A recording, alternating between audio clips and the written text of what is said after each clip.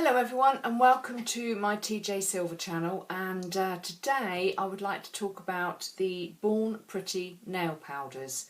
Now I came across these by watching a video by one of our members of our group, Victoria, and you can see that video if you wish. That's Polymer Clay Mirror Beetles, and it's Lots of Love and Glitter is her title on, or the name of her channel. So she used these on some lovely little beetle earrings, and I just fell in love with the look of the wonderful glitters. And they are just some lovely little pots, little ones like this, and you can get various colours. Some of them, I will say that when I got a pack of 8, that was $9.99 UK, and I believe probably about $11 or $12 US, something like that. Some of the colours, when you look at them, when you're applying them, it looks almost as if they look the same. They aren't. There is a difference to them, but yeah, I love them, and hopefully you'll be able to make something that looks as sparkly and lovely as this. And it's just a very simple pendant which you can make very quickly, and is very effective. And the actual cord is just t-shirt, and for that I suggest you have a look at the Roberts-Thompson's videos, because she does some wonderful stuff. But yeah, just a very, and it's just so glittery, that's what I like about it. And that's been baked, obviously, and it just stays like it. It's just wonderful. So let's get to it and let's have a go. See you in a minute. Hello again everyone. Okay, so let's get started. I have here some black Primo clay, which I've put through and conditioned on my pasta machine, which is a makings machine, and this is 2 layers of the number 2. And I've just put these together, rolled over them a little bit with the roller just to make sure there's no air bubbles. And now what you want to do is apply whatever texture you want. That's entirely up to you, really depending on what look you want. Obviously with the pendant that I showed you at the beginning, this has got what I call a sort of a bit of a, I don't know, retro-y type look, something like that. But it's whatever you fancy to use as a texture. I'm actually going to try, and I really hope this works. This is the one from Penny Joe, and it's the faux tooled leather. And I must admit, when I first got this, I thought, well, that's not going to show up very well. But actually, it works extremely well. But I haven't tried it. I say it works extremely well. I've used it before with different techniques, but I haven't actually tried it with this. So let's give it a go. So pick a part you would like to use, and I'm going to try and get that bit of a flower. I might try and do it there. Let's see which works well. Actually, no, I might just try at the top here and see what happens. So, and then you just need to do, as Lisa Pelvecker says, the finger walk, and just make sure that you are going to get a good as impression as you can. Because like I say, when I first saw this, I was a little bit dubious as to just how much of an actual texture you would see, but it does work, or it has worked before on other things I've done very well. So let's give it a go. Okay, so that's come out extremely well. I'm very pleased with that. Now what you want to do is pick where you want to cut out, and I'd recommend that you do that now, so as you're not having to put glitter over the whole piece. You are literally just going to put glitter on the piece you're going to use, or you're going to bake. It's entirely up to you what shape of cutter you use. I'm just using round because I just think it lends itself nicely to a pendant. So I'm going to see if I can get some of the flower in and just pick a nice spot. Obviously push your. Now what I like to do is I like to really work this round so as I get as clean an edge underneath as possible, and you'll start to feel that it will move very freely on your tile or your glass sheet or whatever you use. And then that way, hopefully when you come to pick it up with your blade, you don't pick up too much of an edge with it. So just gently take your blade. Now you may find you're going to need to tidy up the edges, and I would say do that now, just so you can then apply some of the glitter to the side, and that way give the piece a totally finished look once it's been baked, because you really can't do an awful lot with it once it's been baked. You can't sand it, because obviously you'll be sanding off the lovely glitter, and that's be a bit pointless. So the more work you do to it at this stage, the better it will look at the end. I will just turn that over, just to make sure that the underside is as neat as it can be. As again, I will also apply the glitter to this as well. So I do think that the back really is as important as the front, and I think it shows people that you care about finishing everything and making it as nice as it can possibly be. So you're going to get a couple of little bit of straggly bits. Let's just see if we can get rid of those. And then just neaten up your edges. Make sure they're nice and what I call soft. Because I do think for pendants, the nicer, softer you can make them look, the nicer it is. So there we go. And then at this stage what I tend to do is I tend to put it on a piece of paper, only because the glitters can be a little bit messy. And I do tend to walk around with bits of glitter on my face afterwards, not unusual. And also get yourself a baby wipe, because it's always handy to make sure that your fingertips, whatever you're going to use, is nice and clean. And then we're just going to start applying. And this is the one, this first one I've called it blue, because when you open some of these you'll notice that they all look very similar inside. You will get, when you turn it sometimes to the light, you will get a different tinge, so you will be able to see that, yes, I can see that's actually a blue in there. Now you will get probably enough in the lid to use, and just really tap it on like you would any mica powder. I'm going to use 2 or 3 different colours here just to see what we can pick up, especially with this particular texture, because I think it'll be interesting. And I do very lightly just sort of go around in a circular motion, and I just find that just helps adhere the glitter powders to the clay. So I think I'm going to leave that like that for the blue. Now it's entirely up to you what colour combination you want to use. There is 8. I've sort of picked out colours that I hope that you'll be able to see a difference between. And this next one's a purple, which I might put next actually. Let's see how well that goes to the blue. I think it works pretty well. Again, let's see what we've got in the lid. And it is really just a case of just dabbing and just letting it sit in its highest points to start with. And like I say, this isn't a very deep texture stamp, so you're not going to get the same effect as possibly the first one I showed you, the necklace I showed you, but you're still going to get an effect, which is what we want. And then again, just gently circular motion, and I just find that that makes me feel as though, yes, it has definitely got itself stuck to that clay, and that's what you want. So there we go there. And I'm also going to use a little bit of the gold green. Now this is about the only one that looks different when you open the pot, as in it looks gold and it looks green. But I've called it gold green because none of them are actually got a label on them, so it is a case of sort of you trying them out to start with.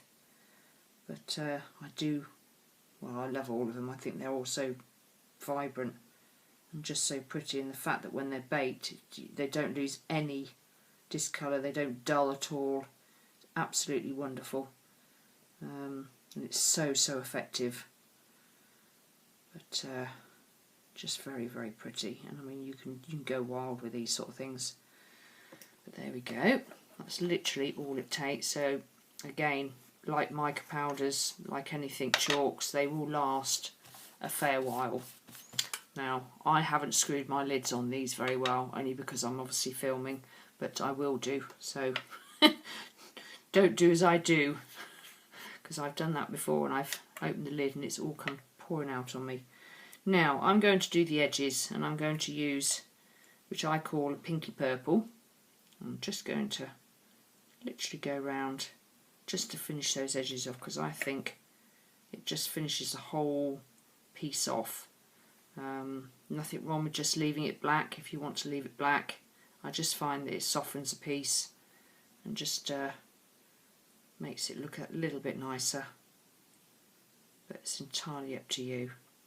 Just really taking it around the edges, and I will also do the back, because again I think that it just finishes it off. And once you put the little hole through for you to be able to hang your cord, of course you don't have to, you can make a totally different bail if you wish, but I just found that the cord was just easy. It's a very, very quick thing, and you can make quite a few up, and I think they're great for, you know, little gifts for people. Don't have to be pendants, you could make little keychains with them, but the actual technique itself, you can just use just about anything really. Just give it a little bit of texture, just to give it a raised area for the powders to just show up. And what I would suggest is, once they bait, you will notice that some of the powders, it will feel like they're coming off, and they do. They don't adhere totally, but I just gave, I would recommend either the Americana Duraclear varnish or Fimo varnish, or if you're, you know, fortunate enough and you have a spray varnish, use that, because it will seal them and it will stop any of the glitter coming off. And well, the last thing you would want is for it to come off on your clothes. And like I say, I tend to walk around with it on my face once I've been doing this, but people know me by now.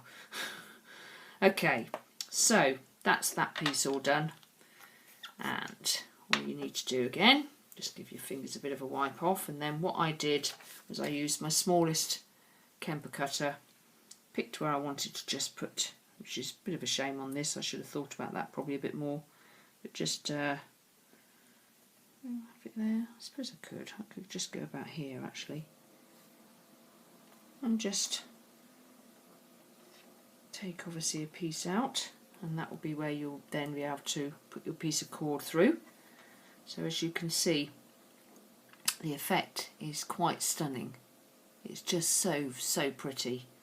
I just love the effect it gives. It really is very, very vibrant.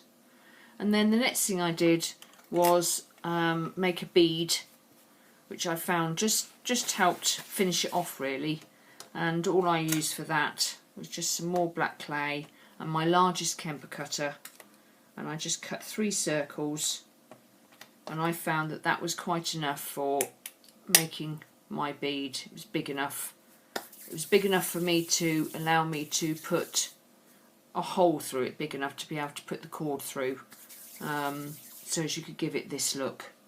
So as the actual cord went through the bead, right the way through the middle, and that way. But it's a bit of a stages thing, I found, with doing it, so just get it into as good a circle as you can. Make your initial hole with a needle tool, and don't worry too much if it doesn't look as if it's, you know, evenly round. It's not going to notice it. And just go back through there, and then what I used was, to make that hole a bit bigger, just a wooden skewer,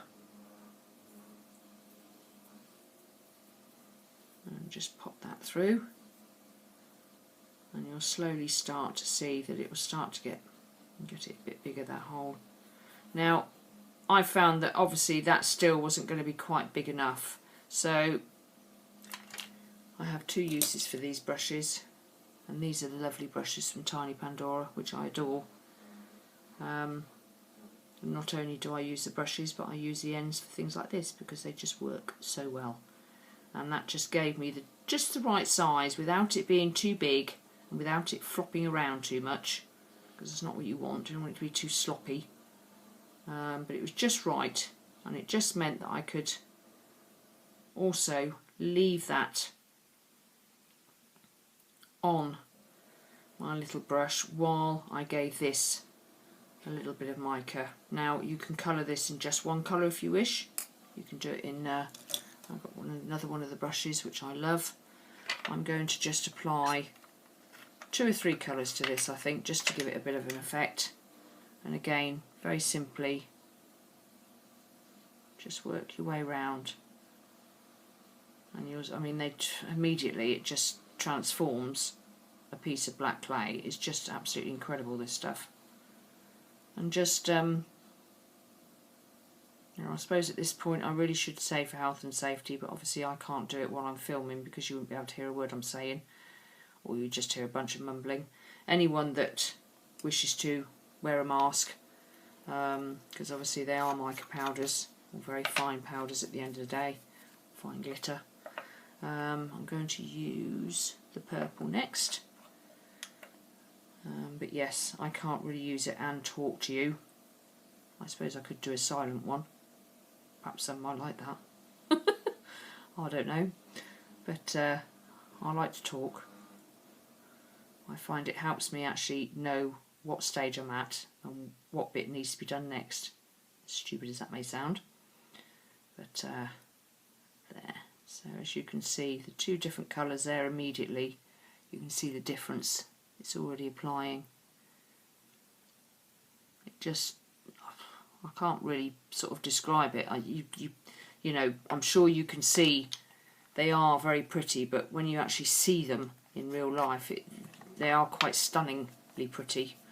I think I'll try, which is the lighter pink. It might be the green or the bluey one. I think this is the pinky type one. And just again, yeah, slightly sort of. With some of them, you will look and think they look quite the same, but actually, when you move them round in the light, you can see the difference. That there is similarities, but you can see the difference.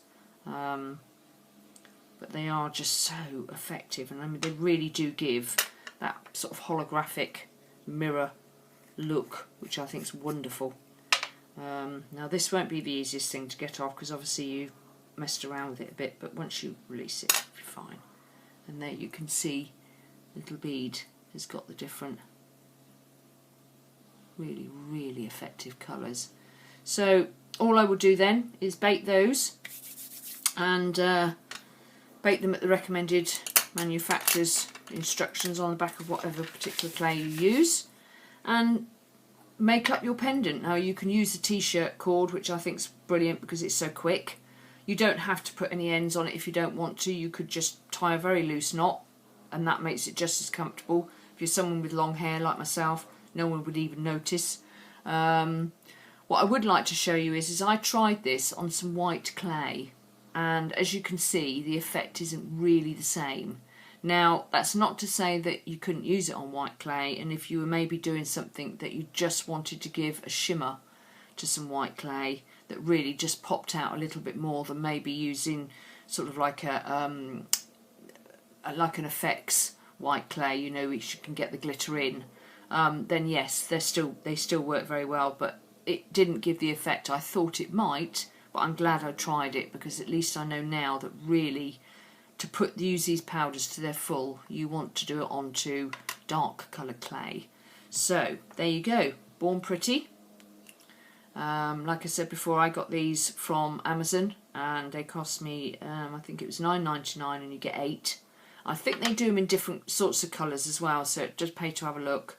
But have a go and have some fun, because it really is a very quick thing you can do and make quite an effective pendant or whatever you fancy making, bracelet, whatever. So I hope you've enjoyed this, and if you have, please do that. And if you want to leave me any comments, please do so, and any questions, I will answer them as best I can. And if you wish to subscribe, please do so. So I shall see you all again soon. Thank you very much. Bye bye.